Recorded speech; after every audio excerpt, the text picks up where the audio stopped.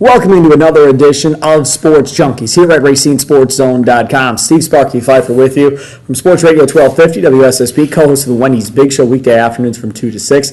The guy next to me goes by the nickname Big Time. Yeah, that's right. He is our high school insider, WSSP, Mike McGivern. You can hear him during the Wendy's Varsity Blitz Scoreboard Show, where we have reporters scattered all throughout southeastern Wisconsin on Friday nights from 7 until 10 o'clock, or on the Wendy's Varsity Blitz High School Football Coaches Show on Saturday mornings from 10 until noon. In fact, a couple weeks ago, you had on Coach Bakken from Waterford, right? Adam Bakken stepped in. Yep, 2 hours. We talked a little bit about his team, his conference, his community, and in fact, our pick and save student athlete of the week, Jack Ritzman, young man from Waterford, about 5'7" maybe inch middle linebacker. Nice size. Yeah, he hits like according to Coach Bakken, he hits like a freight train. So. Really? Yeah, really nice young man, nice family, and it was good to meet him. Waterford, speaking of Waterford, they played Case last week. Case gets the win 7-6. I don't know if I thought that Case's defense was going to be that good to hold Waterford's run game in check like they did. They get an interception return for a score by Drake. I can't remember my whole handwriting, but 31 interception return for a touchdown. And when you get that interception return, now you've got to play defense and hold them there in the second half. Waterford gets a touchdown. The snapper bobbles the ball. They don't get the extra point back. Right. Waterford gets another chance later, throws another interception. And coming into the season, it's like, boy, look at all these key players on Case's offense, all these skill players. And the question was their defense. If their defense played like they did against Waterford, Case is going to be pretty good this year. You know, Waterford's offense has not been great this year, but their defense has been outstanding. That always is. And in fact, tomorrow night, their next game, Lake Geneva Badger, is going to be live on My 24. I'm going to get a chance to see them up live and in personal. And they continue to talk about their defense. Talking to Coach Bakken, offensively, they have struggled, and he thinks by week 3 or 4 they'll be rolling a little bit. It'll be interesting to see how that plays out. Waterford has been a team since Bakken has got there of being more run-oriented more than pass-oriented. You bring in Kerry Vinay, who likes to spread them out, throw the ball all over the place, and how those two merge together as that offense forms is going to be fun to watch. You know, and that's what Adam had talked about. Look, it's going to take us a couple of weeks. We obviously have some new wrinkles, and Kerry's got some ideas on the offensive end, but it's going to take them a couple of weeks to kind of get the rhythm with it. And really, when you're at Waterford, you pretty much know you're going to be in the playoffs every year. So just as long as you're ready to go and you're going full throttle when you get into the playoffs, that's really what matters. You know, you think about it, they beat a really good Pewaukee team week 1. And they scored 14 in the first half and held on. Pewaukee missed an extra point. Yep, that's so 2 games in a row. At week 2 now, it's Waterford. They start conference, and I don't know if they know they're going to be in the playoffs every year. I think that conference, Southern Lakes Conference, sometimes confuses me because there are teams that jump up. Burlington's got a new coach, the guy from Delavan Darien, and I think the conference is going to be up this year. So speaking of Waterford, we'll come back and get to Case in just a second. But so Waterford loses that game. Also in that conference, Union Grove 2-0 for the first time since 1996. Right. They win 28-7 over St. Joe. C.J. Cadd 15 carries, 208 yards. This reminds me of Union Grove a couple years back when they just ran over people. That tough running back. Right. You know, the Broncos, and it's funny because that's not a program that year in and year out, like I said with Southern Lakes, not a program that year in and year out they're near the top. Right. They have their peaks and valleys like everybody else, but when they're good, they're really good. And that youth program they have down there feeds into that. And it's not a youth program that's always on the top, but they'll have classes, and 2 classes in a row. Hard to build a consistent program. But they certainly are going to be pretty good this year. Yeah, and they were coming off that tough year last year. So, if like you said, in that conference, things are going to change here. So that's Union Grove. Burlington, they played Racine Hoylick. They get beat 41-35, but you've got to understand something. We talked about this last week when Burlington lost. Brad Burling is the guy, and I don't know how many people are talking about this kid. 370 yards, 4 touchdowns through the air, and he had 1 on the ground. Last week, he was all of the offense for that team as well. But there were turnovers by Burling that really cost them to lose that football game as much as he kept them in the football game. They're a one-man show right now in Burlington. And they are. Do you know what? And again, similar to what we talked about with Kerry Vinay coming over to Waterford, new coaching staff in Burlington. You know, he's come home. and their head coach played at Burlington. In fact, he was in with us, with Joe Cook and I, on the Saturday morning coaches show. And when he was playing at Burlington, Coach Cook was at Oak Creek. Really? And he said, my mom would like to meet you. Oh, I remember that story. They ran it up. Oak Creek ran it up a little bit on him, and it was quite funny. So he went home, and he's at Burlington, and offensively, his teams have always been pretty good. And it doesn't surprise me they're throwing the ball over the field, and they've got a quarterback who's got a big-time arm. Yeah, he can throw it, he can run it. Yeah. Badgers? You want to go check it out after last week, just saying. Also, you look over at Horlick, a couple of guys on the ground, obviously paying attention to. Devin Berry, 19 carries, 190 yards, 2 touchdowns. Brandon Finley, 7 carries, 99 yards, 4 touchdowns for Racine Horlick. And this is a year coming in, Gary Wolfel and I have talked about, that Horlick's kind of in the rebuild, reload year where they're a little bit younger this year, and maybe next year's when they really take that next step. But you get these type of running back performances, they're going to be tough to beat too. Well, we'll see. This week we'll see everything we need to know. They play Franklin this week, and we'll get a much better grasp on the whole Southeast this week, because I think it's fairly top heavy with Oak Creek and Franklin. And then I'm not sure who steps in the third role. Is it Case? Is it Horlick? Probably Case in my mind. Is Indian Trail still going to be there? But we'll get a real good idea on Horlick when they travel up to Franklin this week. I agree with you on that. Burlington gets Union Grove this week. Right.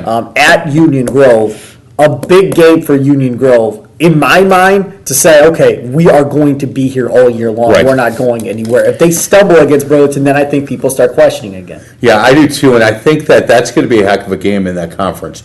That one and the Badger Waterford game, you're going to get an idea, again, Southern Lakes, who's going to be there, and I think Union Grove has a pretty good chance to get that one this week. Yeah, it's funny. You're talking about Horlick and who's going to be filled that third spot. I think Indian Trail is going to be right there, but Case with 2 wins right off the bat. I'm sorry, they get Tremper next. With all due respect to Tremper, I mean, you just never know. And they haven't been all that impressive in the last couple of years. Right. They get Tremper, they're up to 3-0 start. Case is going to be a playoff team possibly again going forward, and that's a big turnaround considering it's 1993 since they were 2-0. You're a big Pincotti fan, right? Yeah, he was on the show. Yeah, on the video. Yeah, my guy. Look at this smile. Big smile. Yeah, he came and did the Saturday morning show, and you know what? I like his swagger. Yes. He has a swagger about him that says, I'm going to be here a while, and we're going to rebuild this program. And you know what? You get into school like that 3-4 years, and kids understand and start to believe in you, start to believe that you're staying there for a while, and you're going to be there to build this program. And then you start plucking athletes, and they have athletes. Oh, yes, they do. And all of a sudden, they start getting some wins. And winning is contagious, man. One thing that he was able to do when he got there was he got the basketball players to play football, and that wasn't really happening all that much. And now he established a youth program the last couple of years, and he said, telling you, a couple of years, watch out, because he's got so a lot of guys coming. When he came and did the show a couple of years ago, and he said, look, they have no idea what I'm about yet, but they're going to find out. They are finding out. I got to give kudos to him too, because his wife is a very nice young lady. So yeah, she is. Park loses to Waukesha South 43-25. They're just not going to be very good this year, I don't think. And you just want them to play hard, try and get better. And that's about all you can do at this point. I mean, the one thing for Park is seemingly the thing for Park every single year. Discipline, discipline, discipline, discipline. Just, if you figure out the mental side of the game and don't do the dumb penalties and don't make, those type of mistakes, you're okay. You have yourself in a football game. Right. And for them to give up 43 to Waukesha South, Waukesha South's in what I believe is the toughest conference in the state of Wisconsin. I agree. I just think that, I'll debate anybody on that. Waukesha South last year started out really well, but they lost some really talented seniors. Yep. And for them to put 43 up on you, they might have a long year. Yeah, I agree with you on that. A couple other scores. Racine Luther hammers Milwaukee South, 41-12, no big deal. The kid that everybody's talking about, and I don't know how many of you have seen him play yet, Shamaj Williams, 9 carries, 137 yards. A couple touchdown catches for Austin Blazing as well. They next take on Martin Lutheran at Horlick Field on Friday night at 7. But this kid, Samaj Williams, is the talk of Racine right now. And please, no disrespect to him. I could run for 130 in Milwaukee South. I feel bad. Oh, sure. Milwaukee South's got about 17 kids on the team right now.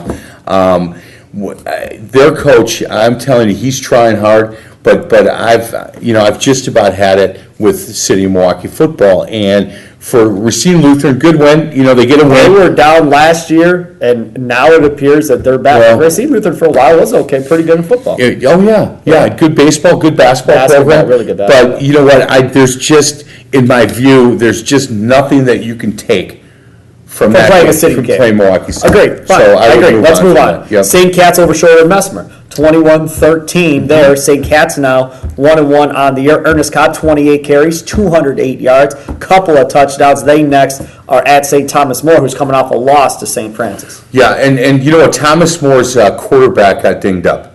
And in fact, he might be out for a little bit. And they played St. Francis with their backup quarterback. Not only their starting quarterback, and he's a good quarterback, but he might be one of the best kickers in the state. Punter, really, field goal, yeah. And you know what? He was out for that game. They missed every extra point. Their backup punter, backup kickoff guy, not very good.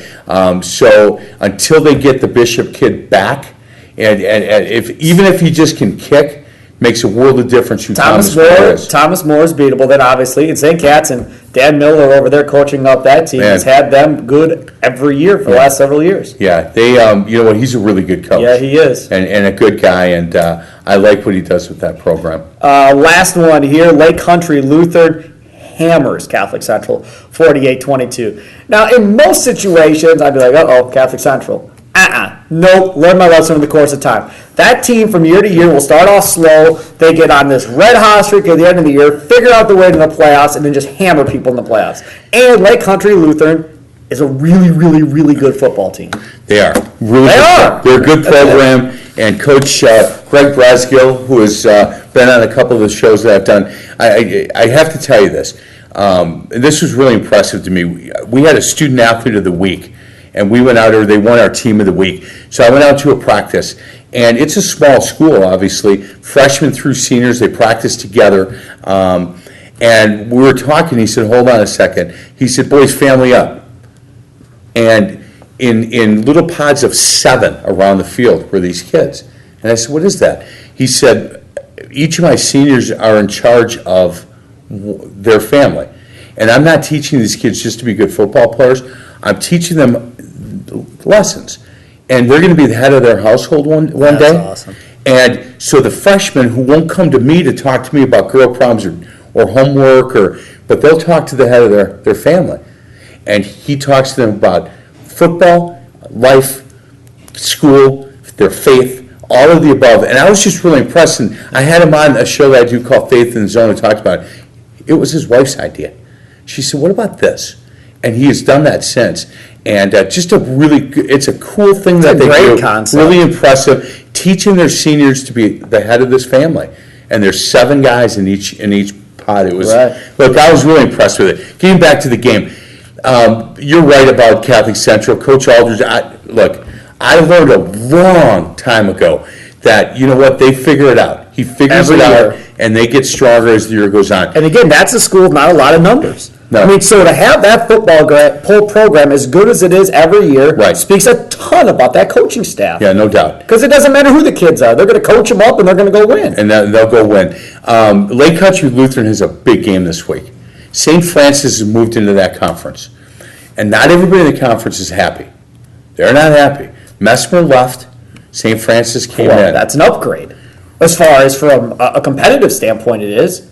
St. Francis is going to be probably a better team than Sherwood Messmer. This year. Right? No, Messmer was really good last year. They were. So what are they angry about then? Well, look, St. Francis has got a chance to be pretty good this year and next year. Sure. And Coach and Doug's been there a long time. Sarver. Yep. Yeah, a long time. So this might be the game for that conference title this week.